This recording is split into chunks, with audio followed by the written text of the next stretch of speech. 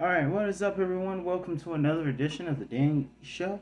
I'm your host, Daniel Cody, and this is where I give commentary and reviews on all things wrestling. Thank you guys so much for joining me. Before I get started, I got a couple of quick thank yous I want to give. I want to thank you guys for the almost 80 views you gave to my shorts on Tim White, but I didn't get a lot of answers. So I'm going to give you guys a little more time to build your answers up and see if you can get the correct answer to my Tim White thing that's going on. But thank you guys so much for viewing that. I really appreciate it. And the triple likes, I really appreciate it. Also, special shout out to Mr. Fred and Ultra Gamer. Thank you guys so much for joining. Without further ado, before we get started on SmackDown, let's talk about wrestling news. First off, I heard that The Rock has decided to disown a friendship that he once shared with Logan Paul. Yeah, Logan Paul. I don't want to get the Pauls mixed up because there's Logan Paul and Jake Paul. Logan Paul, whom we saw earlier with The Miz looking like a bunch of bumblebees earlier this year, faced off and defeated the Mysterios at WrestleMania 38. I believe that was night, I don't know if that was night one or two, but it's somewhere. But either way, that happened. And looking at The Rock, the situation is that The Rock no longer wants to have a relationship with Jake after news surface of a 2017 incident where he was seen taking a selfie with what I don't know if he knew was a dead body.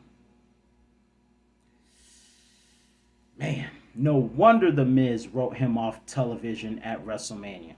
I see that. And in other news, I hear that one of my all-time favorites, The Undertaker, is going to do one dead man show right before SummerSlam this year.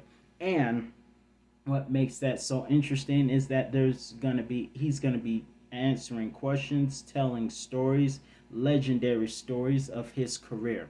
But I will say one thing: if you're gonna ask questions, don't y'all dare bring up Rene Dupree. Now, there was a video that came out earlier today saying that there were things that WE didn't want you to know about The Undertaker. However, Mr. Kennedy, Conan, among a couple, came to The Undertaker's defense, saying that The Undertaker was not trying to give anyone concussions. And of course, he got heat for saying that WWE today is soft. Well, I can't blame the WWE for wanting to go a little bit PG. If anything, we should blame that on a particular event that happened on this very day in 2007. Yes, ladies and gentlemen, unfortunately, today is the anniversary of one of the most tragic events that took place many years ago in 2007.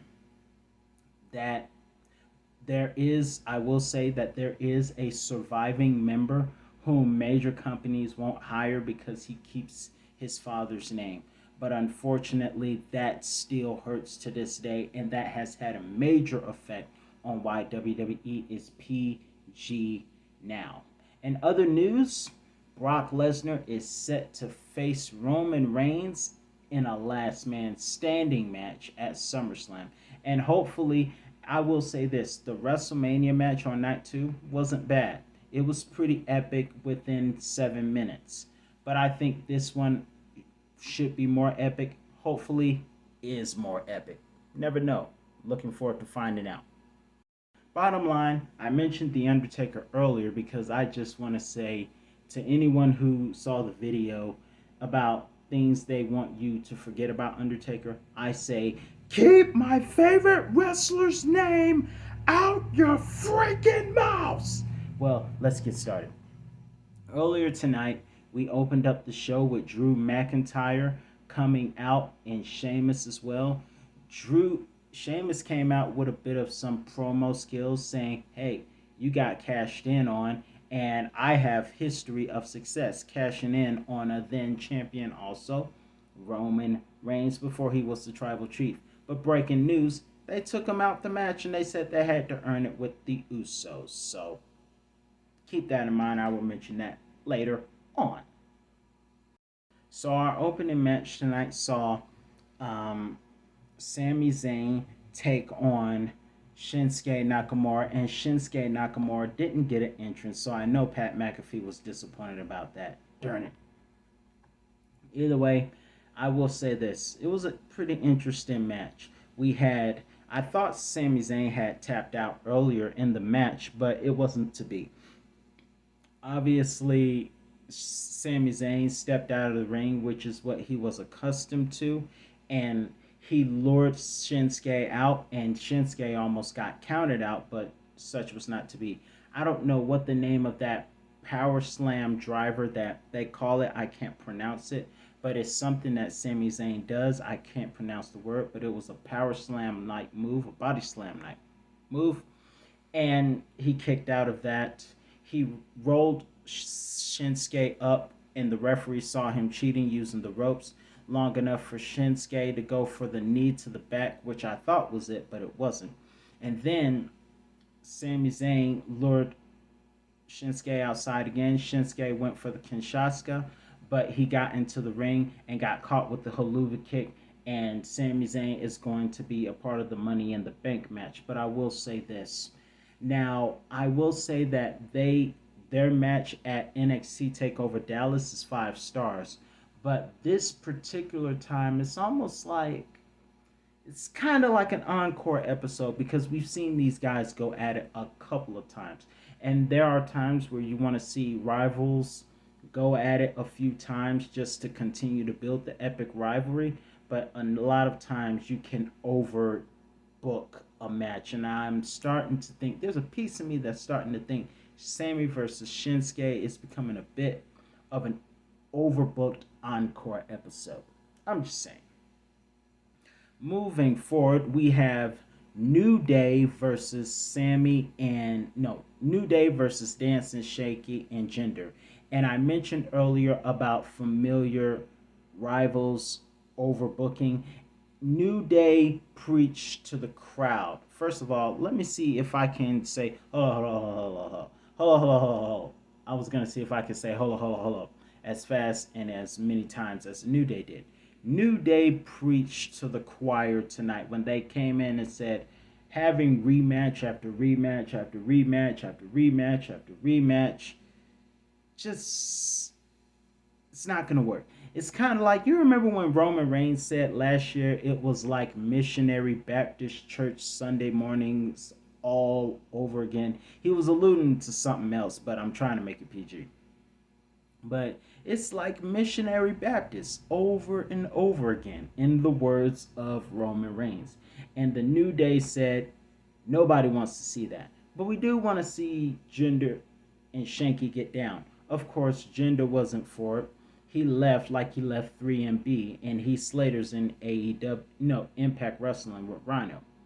So Shanky dances off, and then I hear a big ship horn, and the Viking Raiders are back, but they came back with a much more darker Viking look, and they made a heel turn tonight by attacking the New Day. This is interesting. This is going to be pretty interesting. I can say that.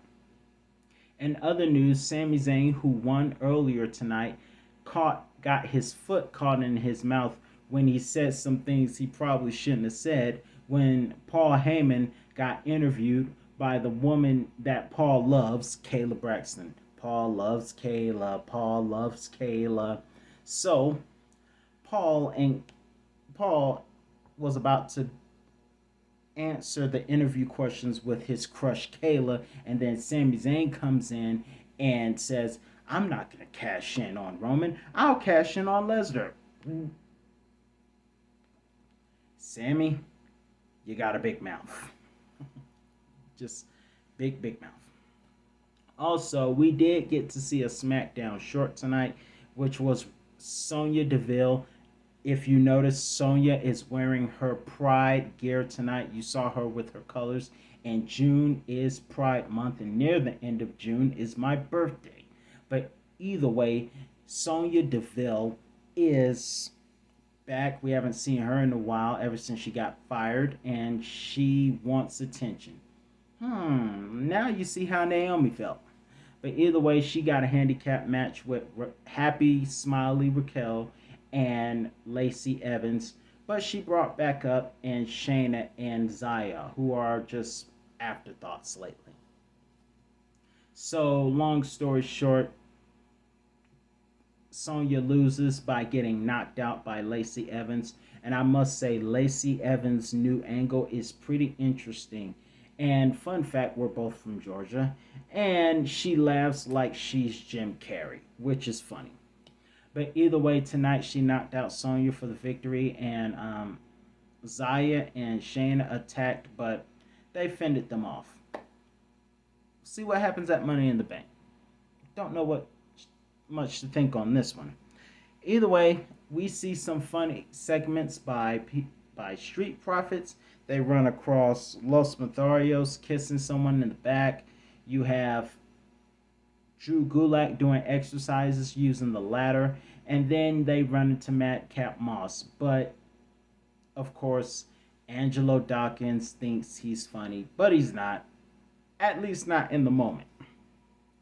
So, speaking of not funny, Natalia comes out mocking Ronda Rousey. And I will say this, it was interesting, a little interesting. Ronda Rousey comes in, and I gotta say, is kind of bringing up her mic skills just a little bit.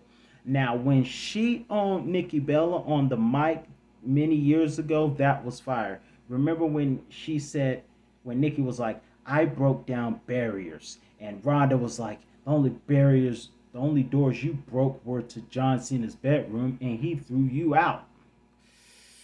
Ouch. That Ronda Rousey is slowly starting to come back, but not completely, but it's starting to come back. And after talking about beauty stuff and all that extra, Ronda Rousey rips the jacket off, and then Natty hits her with the stroller, which represents Ronda Rousey as a father. That's just downright cold and ugly. And then walks off. So I don't know too much to think about this segment, except for the fact that Rousey is starting to get her mic skills back a little bit. So, Walter versus Ricochet, let's be honest. This match wasn't even close. This wasn't even this was not competitive. This just wasn't anything. It was nothing. It was just less than 5 minutes of Walter, and I like to say Walter. I will not use that ridiculous name, but we see Walter just basically destroy Ricochet, and just nothing more to say about that. It was just one-sided. If this was WWE 2K14, Michael Cole will say, finally, thankfully, the match comes to an end. Jerry Lawler, complete domination is what that was. My goodness. Moving forward, we have Tamina versus Shotzi. Now, I will say, for those of you who saw me earlier last year, I was really hoping that they would keep the tank, but Shotzi said in a news report that she was not upset about it, and she's very interested in this new found Shotzi without her last name Blackheart. I don't know, but I must say, I miss the tank.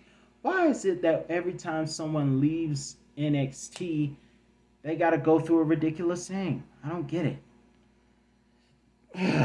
Lord have mercy. But either way, Shotzi had a match with Tamina, who was very numb to the sleeper hold, which I thought was funny. Tamina almost won, but she pinned Shotzi in a bad position with her foot right by the rope, which gave Shotzi a chance to get the DDT in and be a part of the women's Money in the Bank match. And LA Knight, speaking of NXT, LA Knight, can you please bring the models on? Because this whole, you just wasted 5 minutes of our time. I mean, it's almost like SmackDown is desperate to occupy some time, but that ain't it. Come on. But there were a lot of interesting things that took place. Max Dupree, who's formerly known as LA Knight, was not one of them. We need better 5 minute segments. I'm just saying. Now, if you want to know how to take over a 5 minute segment, ask Pat McAfee, who is good on the mic and called Bum Bald Wolf Corbin into a challenge at SummerSlam. I will be behind Pat McAfee all the way. Now let's get on to this main event, shall we? Because Drew and Sheamus were taken out of the Money in the Bank contenders match, they had to earn it by facing the Usos in the main event tonight. And tonight we had the Street Profits on commentary, and boy, were they good. They should do commentary more often. That was very entertaining. Very. But either way, we saw Sheamus go for the 10 beats of the Balor on Jey Uso early on in the match, and he attempted to mock Drew with the Claymore kick. Then they get on the outside, and Drew fights off the Brutes, and I'm still mad at how they have Pete Dunne acting like a wild, hot-head child. That just don't make no goddamn sense to me at all. But either way, Drew and Sheamus fight early, and the Usos go for a dive, and Sheamus is isolated for a little bit, and then Drew comes in and cleans house while the Street Profits do a better job on commentary than Michael Cole and Taz for a second. But Drew and Pat got their bearings back. Later on, we saw Sami Zayn, Rusty Sammy, try to interfere, and Dawkins runs him down like he's a defensive lineman, and Drew McIntyre comes and dives on to the Usos.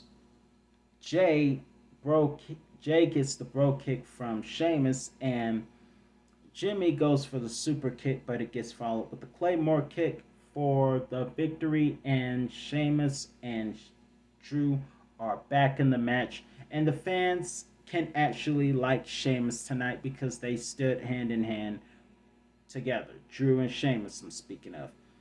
That's my stuff. I can't wait to see what happens. I don't know who's gonna win, but I got a feeling somebody might cash in at SummerSlam. If anyone from SmackDown if anyone wins, because Roman is Raw and SmackDown now that he's champion. But if any one of whoever wins, I got a feeling somebody gonna try to cash in at SummerSlam. And I will say this: that same ladder that the Big Show used at Money in the Bank 2012, they need to bring that ladder back because Omos is gonna need that gigantic ladder because that ladder is giant proof. All the other ladders, Omos is going to step and break the handles off. Just so, y'all better have that big ladder that Big Show used, because it's going to take that one. What are your thoughts on tonight's broadcast of Friday Night SmackDown? Let me know in the comment section below, as well as your thoughts on wrestling news that I mentioned earlier. I'm your host, Daniel Cody. That's all the time I have for you today. I'll be back with another review on all things wrestling soon. See you soon, everybody.